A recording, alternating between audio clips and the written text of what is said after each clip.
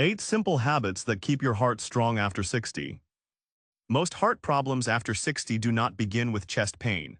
They begin silently, years earlier, inside arteries that feel completely normal in people who consider themselves perfectly healthy. That single fact is why so many families are caught off guard by something a routine checkup could have flagged long before it became serious. This video is for general educational purposes only and is not a substitute for professional medical advice, diagnosis, or treatment. Please speak with a qualified healthcare provider about your own health, and before making any changes to your lifestyle, diet, or medication routine. Here is something most people never get told directly by a doctor, simply because there usually isn't enough time in a 15-minute appointment to explain it properly. One of the 8 habits in this video is backed by research suggesting its impact on heart risk may rival diet and exercise combined, and yet it rarely comes up in any conversation about heart health at all. We will get to that one later, so stay with us, because by the end of this video you will know exactly what it is, along with 7 other habits that quietly determine how well your heart holds up for the next 20, 30, or even 40 years. Let's be clear about why this matters so much right now at this exact stage of life. After 60, the heart undergoes real measurable changes. Its walls can stiffen, blood vessels lose flexibility. Blood pressure tends to climb, even in people who were healthy their entire lives and never smoked, never overate, and never skipped a checkup. None of this means decline is guaranteed, but it does mean the margin for error shrinks. Choices that made little measurable difference at 40 can make a very real difference at 65, 70, or 75, and most people are never told that the rules have quietly changed. Here is the part that tends to catch people off guard the most. Feeling completely fine is not the same as being safe. Some of the most well-known cardiovascular events happen in people who reported no symptoms whatsoever in the days before, sometimes not even mild fatigue or shortness of breath. The habits in this video exist precisely because so much of what protects the heart operates below the level you can feel quietly in the background, long before any warning sign ever appears. That is exactly why this video exists. We are going to walk through 8 habits, grounded in what current research and cardiology guidelines actually support, that can help protect your heart as you move through your 60s, 70s, and beyond. Some of these may already be familiar to you. Others will genuinely surprise you, including the one we just mentioned. All of them are things you can realistically build into your daily life without turning your world upside down. It's worth saying clearly that none of these habits demand perfection. Nobody follows an ideal routine every single day, and that has never been the goal. What actually matters, according to long-term studies following older adults over many years, is the overall pattern sustained across months and years, not any single flawless day. A missed walk here, an occasional salty meal there. None of that erases the benefit of consistency built over time. There is also a common misunderstanding worth clearing up before we go any further, because it stops more people from taking action than almost anything else. Many assume that once a certain age is reached, whatever damage exists is already permanent. Cardiovascular research tells a far more encouraging story. The heart and blood vessels retain a genuinely surprising capacity to respond to positive change well into later decades of life. Arteries can regain flexibility. Blood pressure can improve. Cholesterol can shift favorably within months of adopting healthier patterns. Age is a factor, certainly, but it is far from the only one, and in many cases, it isn't even the most influential one. Number 1, walking consistently, even in short sessions. For decades, exercise advice for older adults centered on the idea that you needed long, sustained sessions of cardio to see any real benefit. That belief has softened considerably. Newer research suggests that consistency matters more than intensity or duration, especially for people over 60. Even short walks spread throughout the day appear to meaningfully support heart health, improve circulation, and help regulate blood pressure. The heart is essentially a muscle, and like any muscle, it benefits from regular, moderate use rather than occasional extreme effort. A 10-minute walk after breakfast, another after lunch, and a third in the early evening can add up to real cardiovascular benefit, often without the joint strain or fatigue that longer walks might cause for someone managing arthritis or other mobility concerns. Take Marjorie, a 71-year-old retired schoolteacher. She used to feel discouraged whenever she saw recommendations calling for 30 minutes of continuous walking, because her knees simply couldn't handle it in one stretch. Once she learned that breaking movement into smaller chunks throughout the day could offer similar benefits, she started taking 3 short walks around her neighborhood instead of forcing one long one. Over several months, she noticed she felt less winded going up her porch steps, and her blood pressure readings at her checkups improved slightly as well. Walking also does something many people underestimate. It supports healthy blood vessel function, encourages better circulation to the extremities, and may help reduce the stiffness in arteries that tends to develop with age.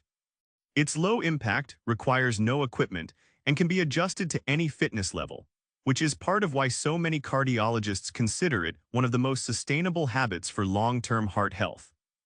Number 2, prioritizing sleep quality, not just sleep duration. Most people focus entirely on how many hours they sleep, but for heart health, the quality and consistency of sleep may matter just as much as the total hours. Fragmented sleep, frequent nighttime waking, and irregular sleep schedules have been associated with higher blood pressure and increased strain on the cardiovascular system over time. As people move into their 60s, sleep patterns often shift naturally. Deep sleep becomes lighter, waking during the night becomes more common, and many people assume this is simply an unavoidable part of aging. While some changes are indeed normal, poor sleep quality over long periods may be associated with increased cardiovascular risk, partly because insufficient rest can affect blood pressure regulation, inflammation levels, and even how the body manages blood sugar. Robert, 68 years old and a retired accountant, had accepted his restless nights as simply part of getting older. He would wake up 2 or 3 times each night and assume there was nothing to be done about it. After mentioning it during a routine visit, his doctor asked more detailed questions about his evening habits and discovered that Robert was watching the news with bright screen lighting right before bed and drinking coffee later in the afternoon than he realized. Small adjustments, like dimming the lights in the evening and shifting his last cup of coffee earlier in the day, gradually improved the quality of his sleep, which in turn seemed to help stabilize his morning blood pressure readings. Building a consistent bedtime routine, keeping the bedroom cool and dark, and limiting screen exposure in the hour before sleep are simple, low-cost adjustments that may support both better rest and a steadier cardiovascular system. It may be helpful to discuss any ongoing sleep difficulties with a healthcare professional, since some sleep disturbances like sleep apnea can have a more direct connection to heart strain and are worth ruling out. Number 3, reducing hidden sodium rather than just table salt. Most people believe that avoiding the salt shaker is enough to manage their sodium intake, but the truth is more complicated. The overwhelming majority of sodium in the average diet doesn't come from salt added at the table. It comes from packaged, processed, and restaurant foods, often in amounts that are difficult to estimate just by taste. This distinction matters enormously for heart health after 60, because blood pressure regulation becomes more sensitive to sodium as arteries naturally lose some flexibility with age. A can of soup, a serving of deli meat, or even a slice of bread can contain a surprising amount of sodium, all without tasting particularly salty. Over time, consistently high sodium intake may contribute to elevated blood pressure, which places additional strain on the heart and blood vessels. Consider Alina, a 74-year-old grandmother who prided herself on rarely using her salt shaker. She was confused when her blood pressure remained stubbornly high despite what she considered a careful diet. A conversation with a dietitian revealed that her daily lunch, a canned soup she'd eaten for years, contained close to half of her recommended daily sodium limit in a single serving. Once she began checking nutrition labels and choosing lower sodium alternatives, her blood pressure readings gradually began to improve over the following months. Reading nutrition labels, choosing fresh or frozen vegetables over canned when possible, and being selective about processed foods can make a meaningful difference. This doesn't mean every meal needs to be complicated or restrictive. It simply means paying attention to where sodium is actually coming from, rather than assuming the salt shaker is the only culprit. It also helps to know that taste isn't always a reliable guide. Many manufacturers balance high sodium content with sugar or other flavorings, which can mask just how much salt a product actually contains. A food that tastes only mildly salty can still carry a substantial portion of a daily recommended limit. Some people find it useful to gradually reduce sodium over several weeks rather than all at once, since taste buds tend to adjust over time, making lower sodium foods taste more satisfying than they might at first. Before we move to the next habit, it's worth pointing out that these first three habits work together in ways that might not be obvious at first glance. Better sleep can influence appetite and food choices the next day, and consistent walking can help offset some of the effects of dietary sodium on blood pressure. None of these habits exist in isolation, and that interconnected nature is part of why small, consistent changes tend to produce better long-term results than dramatic, short-lived efforts.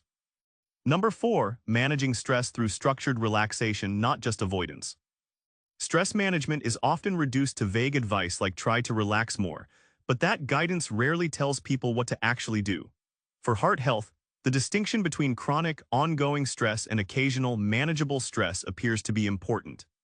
Chronic stress has been associated with elevated blood pressure, increased inflammation, and changes in heart rhythm regulation over time. What seems to matter most isn't eliminating stress entirely, which is rarely realistic, but building structured practices that help the nervous system return to a calmer state on a regular basis. This might include deep breathing exercises, gentle stretching, time spent in nature, or simply setting aside quiet time without screens or obligations. Take the story of Harold, a 66-year-old retired firefighter. Years of high-pressure work had left him accustomed to operating in a constant state of alertness, even after retirement. He didn't consider himself a particularly stressed person, but his resting heart rate remained higher than his doctor expected for someone his age and activity level. When he began practicing slow, structured breathing exercises for just 10 minutes each morning, he described feeling a shift he hadn't expected. Over time, his resting heart rate measurements during checkups showed gradual improvement. This habit isn't about achieving perfect calm at all times. It's about giving the body regular opportunities to downshift out of a heightened state, which may help reduce the cumulative strain that chronic stress can place on the cardiovascular system over months and years. Number 5, maintaining muscle mass through light resistance training.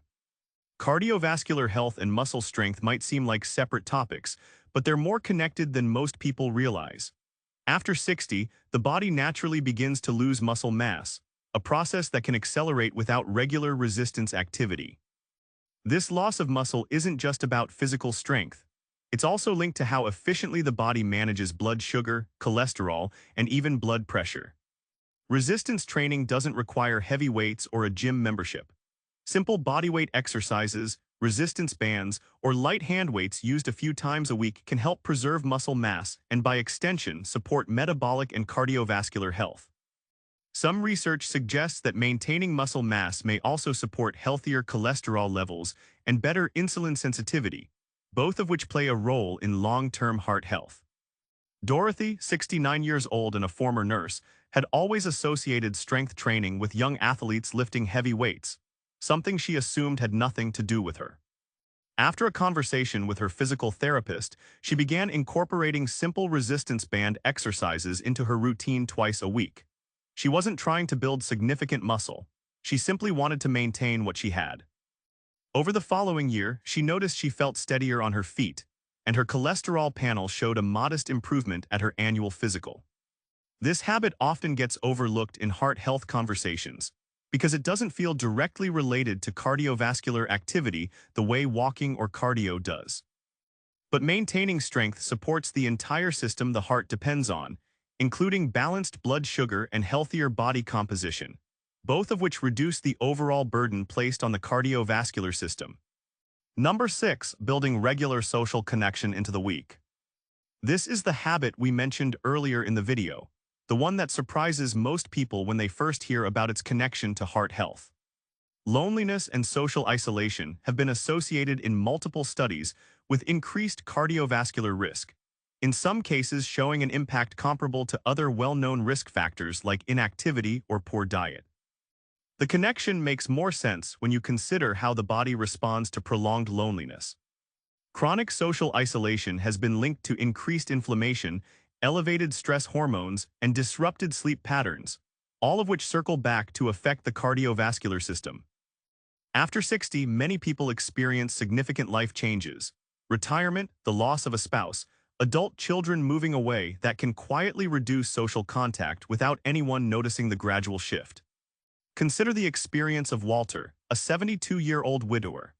After his wife passed away, his daily routine, once built around shared meals and conversation, became noticeably quieter.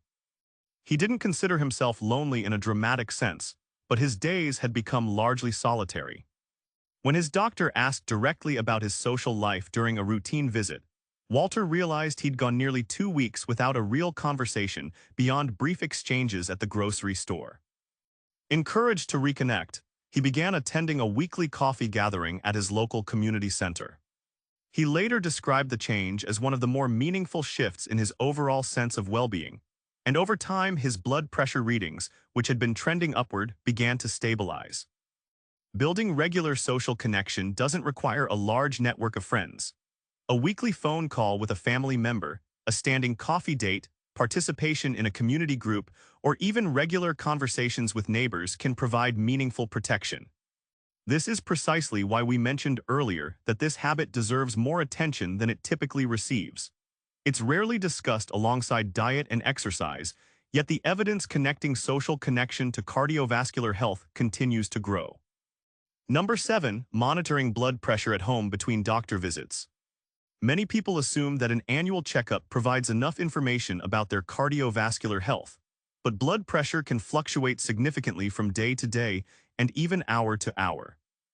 A single reading taken once or twice a year offers only a narrow snapshot, and some people experience what's known as white coat hypertension, where blood pressure rises simply due to the stress of being in a medical setting, masking what their numbers typically look like at home. Home blood pressure monitoring, done consistently and correctly, can provide a much clearer picture of how your cardiovascular system is functioning day to day. This isn't about becoming anxious over every fluctuation. It's about gathering reliable information that can help you and your healthcare provider make informed decisions, catching gradual changes before they become more serious. Take the experience of Patricia, a 67-year-old retired librarian. Her blood pressure readings at her yearly physical had always looked reasonable, so she never gave it much additional thought. After her sister experienced a cardiovascular event, Patricia decided to purchase a home blood pressure monitor out of general caution. Over several weeks of consistent morning and evening readings, she noticed her numbers were higher than her annual checkups had suggested, particularly in the mornings. This information allowed her doctor to have a more informed conversation with her about lifestyle adjustments, well before the situation became more serious. If you choose to monitor your blood pressure at home, it may be helpful to take readings at consistent times each day, sit quietly for a few minutes beforehand, and keep a simple log to share with your healthcare provider. This small habit can transform vague yearly snapshots into a much richer, more useful picture of your cardiovascular health over time.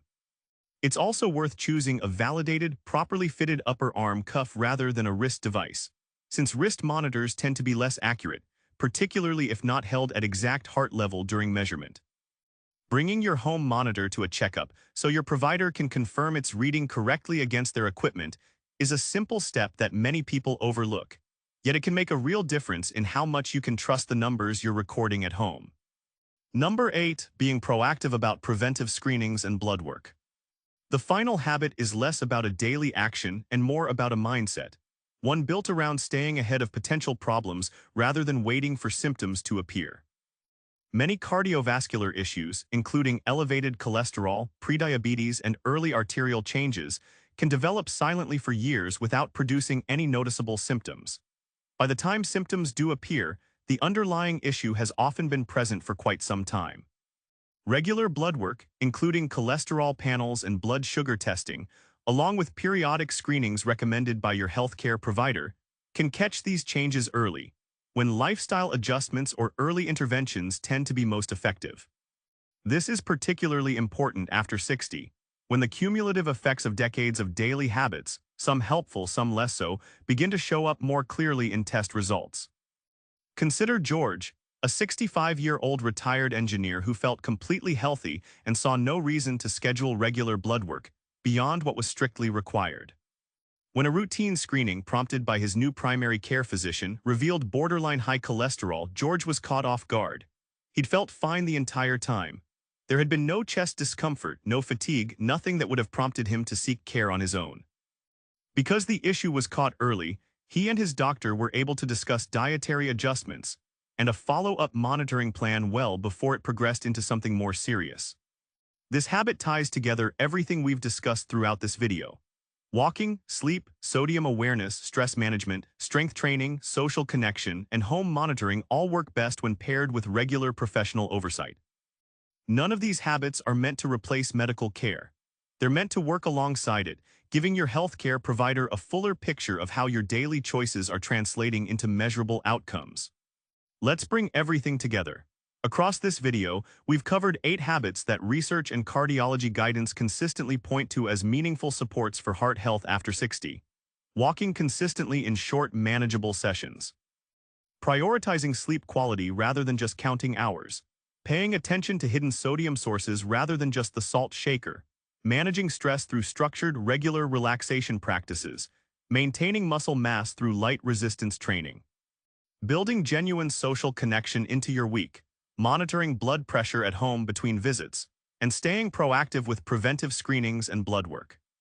If there's one statistic worth remembering from everything we've discussed, it's this. Some research suggests that chronic social isolation may carry a cardiovascular risk impact comparable to other major, well-established risk factors. A connection that remains surprisingly under-discussed considering how significant it appears to be.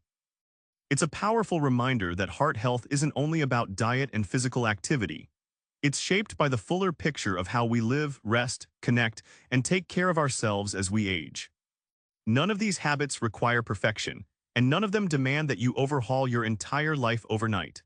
Small, consistent choices, repeated over months and years, tend to matter far more than occasional dramatic efforts. If even one of these habits felt unfamiliar or surprising to you today, that alone made this video worth watching. Think back to Frank, Marjorie, Robert, Alina, Harold, Dorothy, Walter, Patricia, and George. None of them made drastic, sweeping changes overnight. Each of them adjusted one part of their routine, guided by a conversation with a healthcare provider and a willingness to pay closer attention to habits they had previously overlooked. Their stories reflect something worth remembering as you think about your own routine. Meaningful change rarely arrives as one dramatic transformation. It tends to arrive quietly, one small adjustment at a time, building on itself month after month. We'd genuinely love to hear from you. Which of these 8 habits do you already practice, and which one are you thinking about adding to your routine? Let us know in the comments below. Your experiences might be exactly what another viewer needs to hear today. If you found this video helpful, please consider sharing it with a friend or family member who might benefit from it. And if you'd like to see more videos like this one, subscribing helps us keep bringing this kind of practical, research-informed content to you. Thank you so much for watching, and take good care of that heart of yours.